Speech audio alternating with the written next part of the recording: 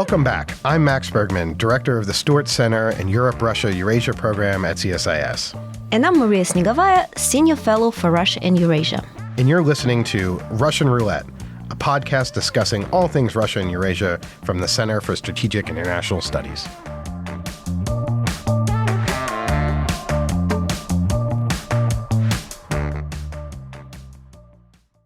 Hello, everyone. I'm Max Bergman, and welcome to another episode of Russian Roulette and the Europhile. This is going to be an episode that we put out on both of our podcast platforms. We are talking today with Michael Kimmage. Michael is the director of the Kennan Institute. The Kennan Institute used to be part of the Woodrow Wilson Center, which also sort of lives, but the Kennan Institute has been taken, is now a separate 501c3 nonprofit. Michael, congratulations on reviving and keeping alive what was and what will be a major pillar of the Russia community. And Michael is also a tenured professor at Catholic University, and a regular guest on Russian Roulette. So, Michael, thanks so much for being here. Thanks so much, Max. Great to be with you. So we are going to talk about all the activity around this U.S.-Russia peace proposal over the weekend. We're recording on Monday, November 24th in the morning. There was actually a flurry of activity in Geneva with Marco Rubio, the Ukrainians, as well as the Europeans. But to kind of go over what the hell is going on in the U.S., Russia, Ukraine peace negotiations. So maybe to just sort of give kind of a quick overview, last week, a proposal leaked to the press. This was apparently leaked to the press by Kirill Dmitriev. At least that's what the special envoy Steve Witkoff tweeted.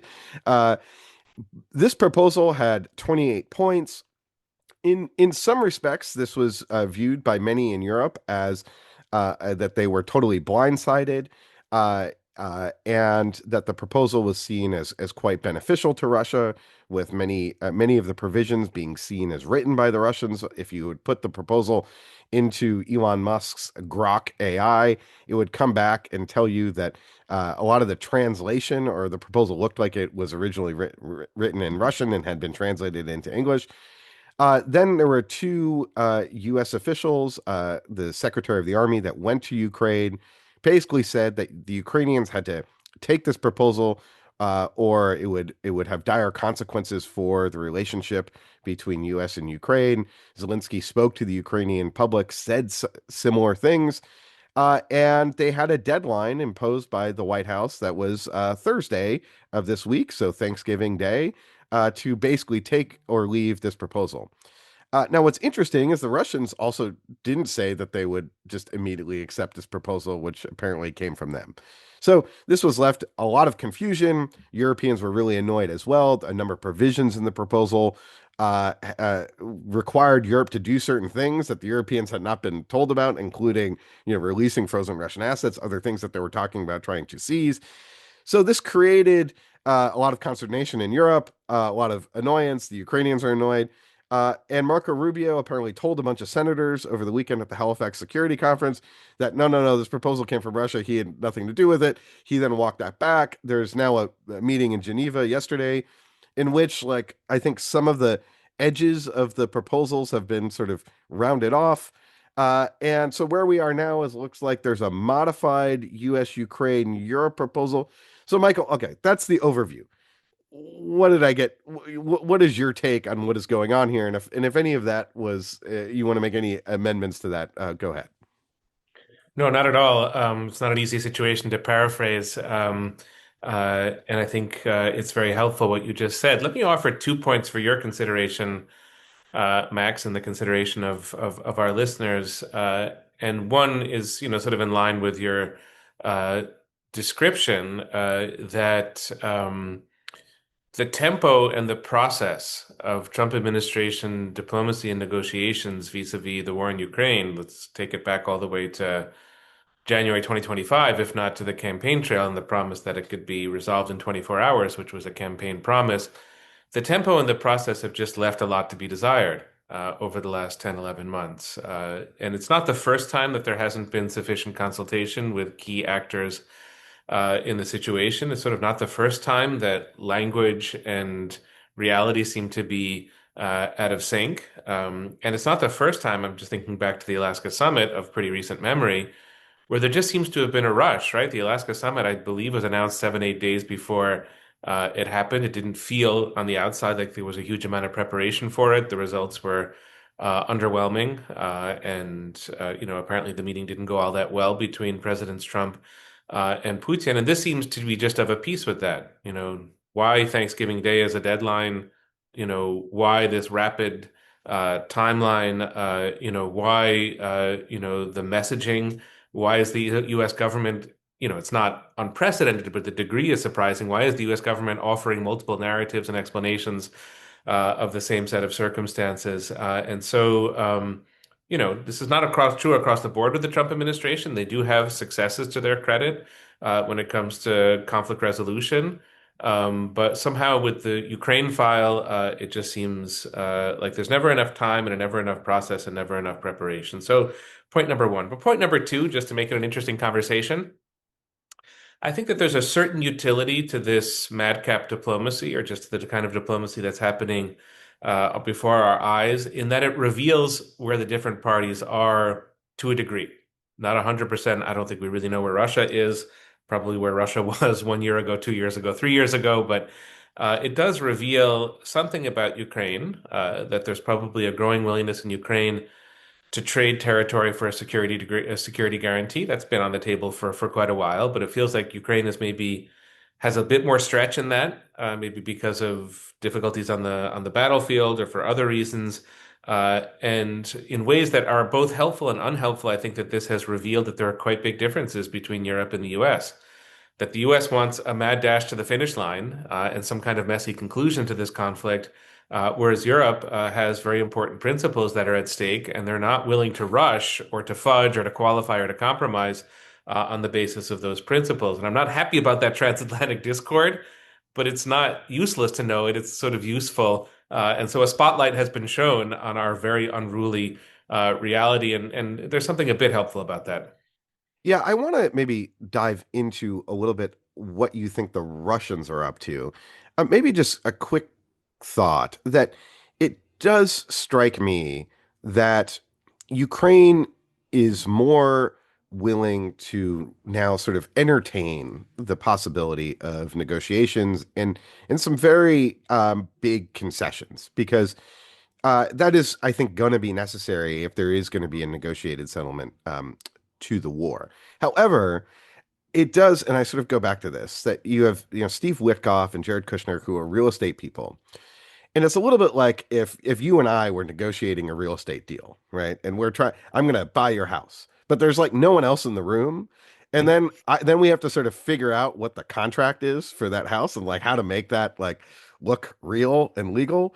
And what we would come up with is sort of the equivalent of what they came up with in this sort of diplomatic, this looks like sort of a real estate thing that just has all these provisions that the lawyers haven't vetted, the experts haven't gone through and said, no, this is how you do a contract. This is how you do a negotiation. And so there's sort of there is an amateur hour quality to this.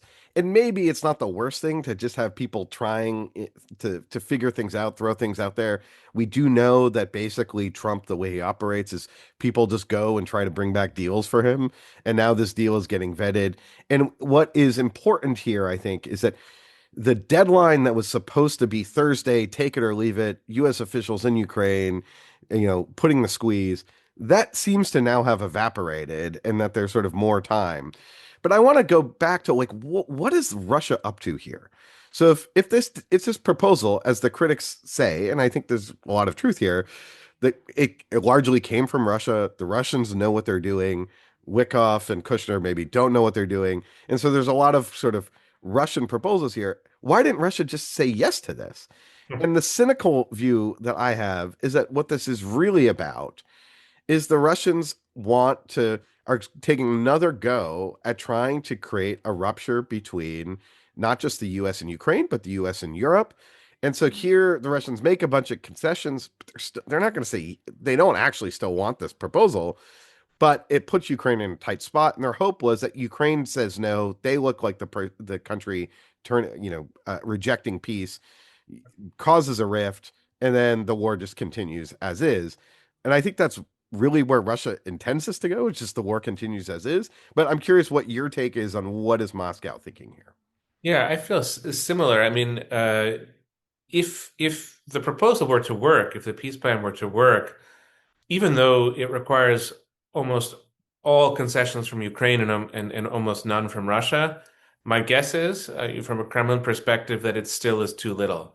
That the um, you know formal Russian control over Crimea, parts of the Donbass, and some limits on Ukraine's military stature, but basically Ukraine would continue integrating into Europe if this plan were to be actualized. I don't think that that works on the Russian end. So my guess is if it were to be realized, I don't think it will be, but if it were to be realized, what it would be is an operational pause on the Russian side, a sort of consolidation of position. Let's remember that in 2014, Russia annexes Crimea, and then in 2022 invades Ukraine from Crimea. So I think on the Russian side, you could look at it that way, that it's a kind of chance to take a deep breath, consolidate the military position, and just think about the next round of the war. But my sense is that Putin is clever enough to know that it's just not going to work. And so it goes to your explanation, Max, which I would agree with. I mean, in a way, Putin and Zelensky have been competing since January 2025 to see that the other one is blamed for the failure of the negotiations.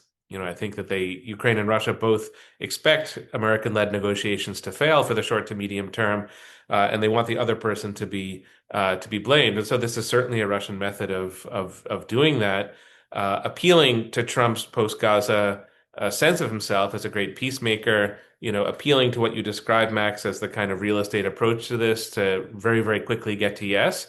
And maybe that worked in Gaza, where a lot of the details were kind of left open, but they were able to get to the ceasefire. I don't think it's going to work that way in Ukraine, but sort of appealing to that mentality, the Jared Kushner, Witkoff, Trump mentality in the U.S. government, and then just seeing what it yields. It has not been a pretty week for Europe.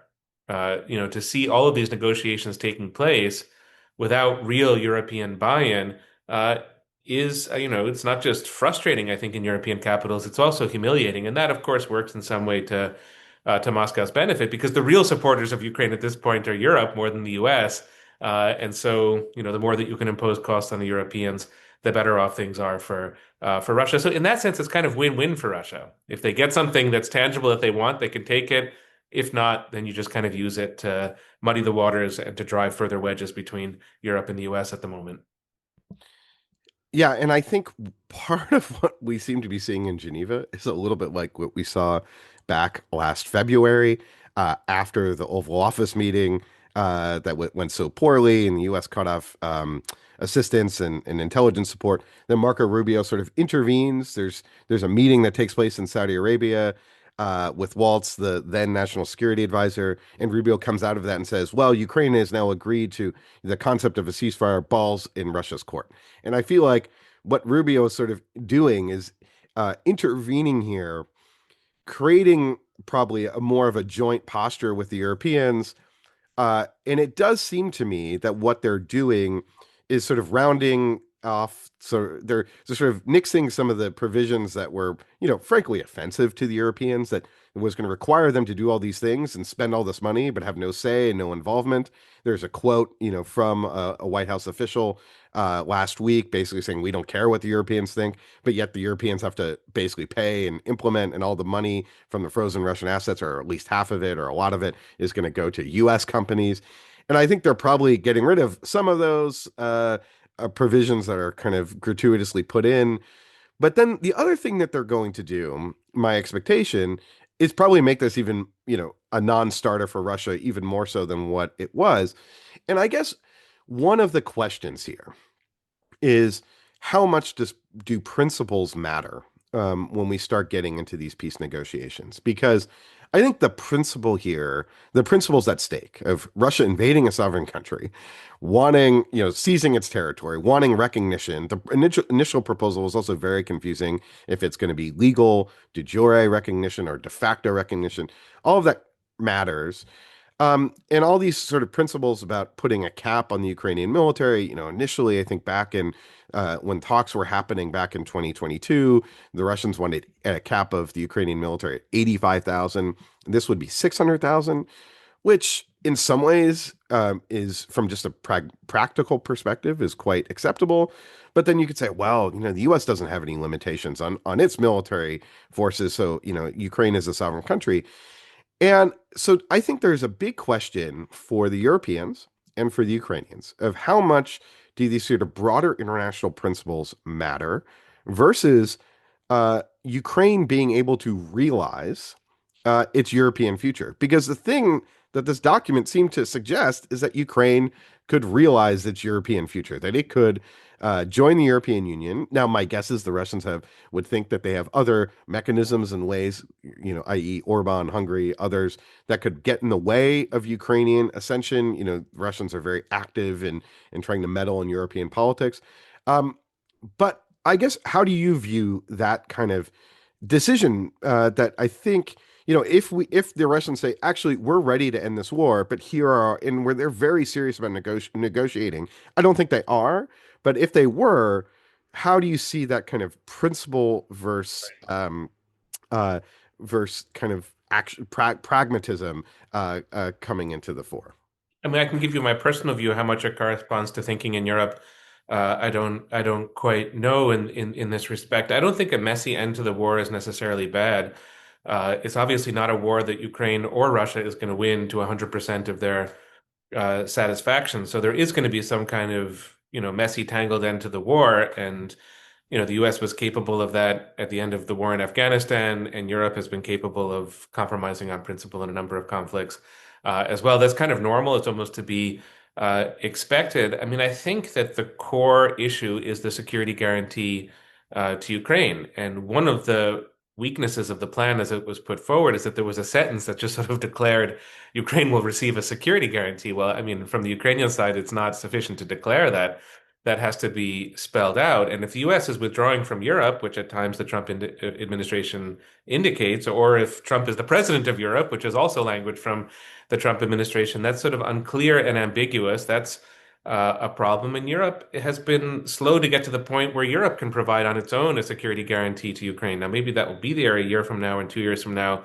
And then Europe can really take the lead in these negotiations. I'm not, particularly pessimistic and fatalistic about all this. There are lots of options that both Europe and the US have, but that security guarantee has to be the essence of it. If that's really there, and I think Zelensky has said this over and over again, if that's really there, then the questions of territory, line of contact, what the exact disposition of forces is going to be, how it all works out, if that territory is all going to be mined, or if air defenses are going to be the thing. I mean, I think that will be sort of hashed out.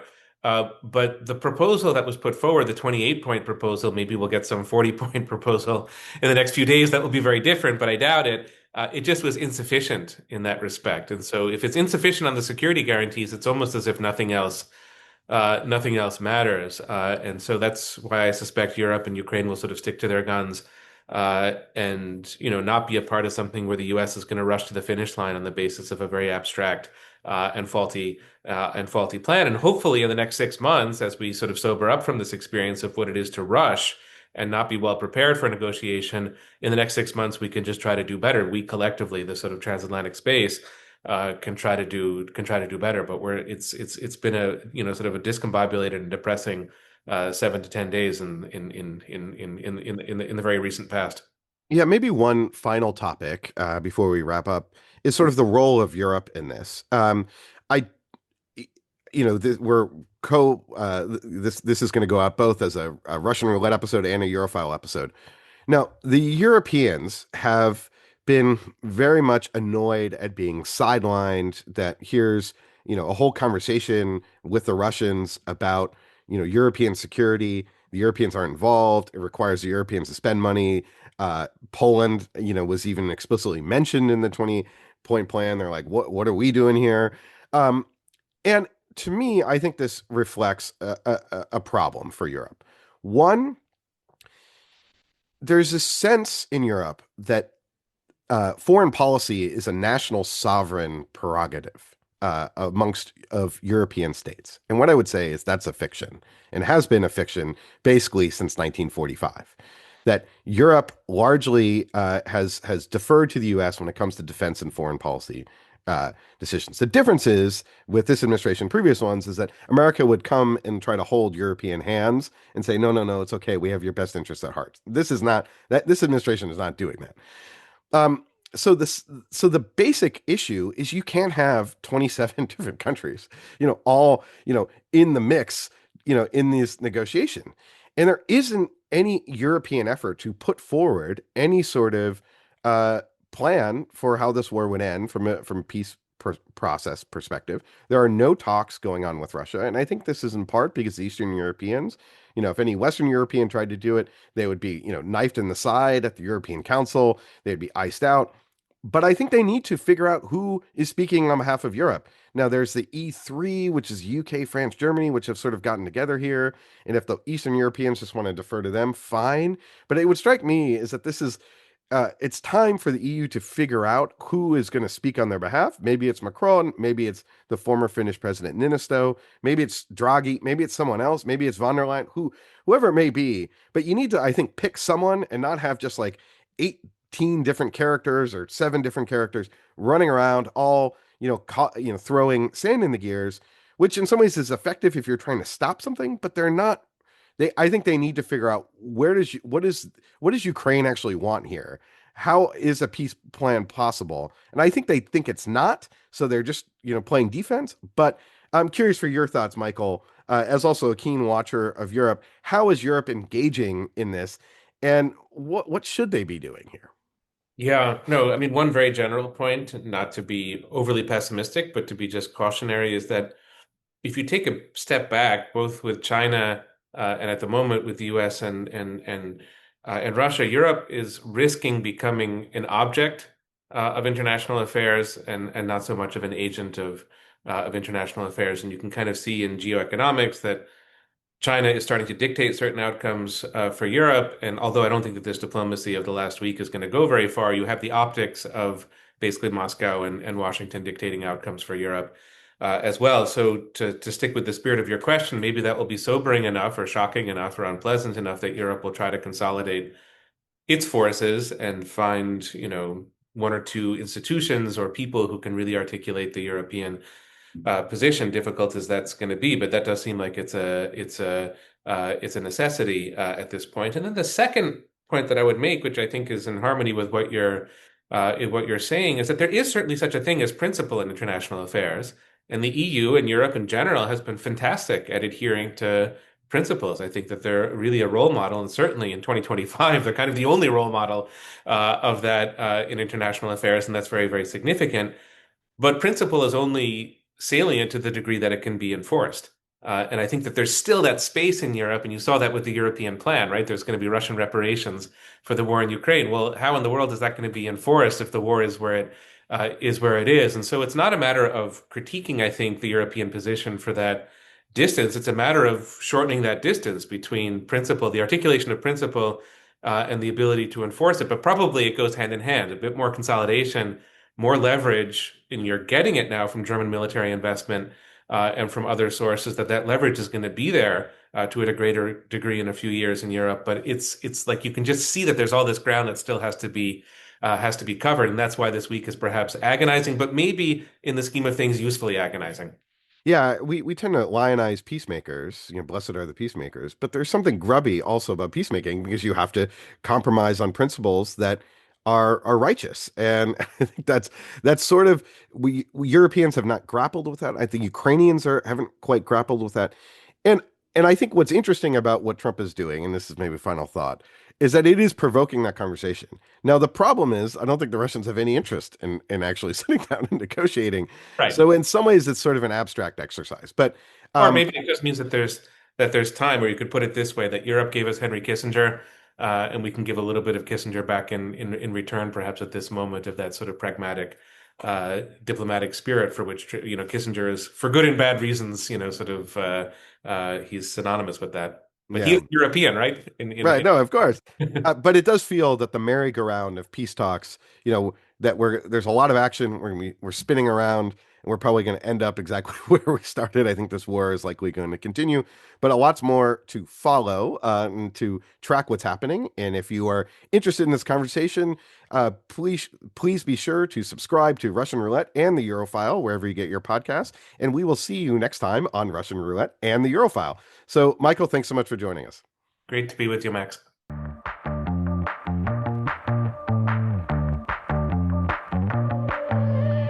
You've been listening to Russian Roulette. We hope you enjoyed this episode and tune in again soon.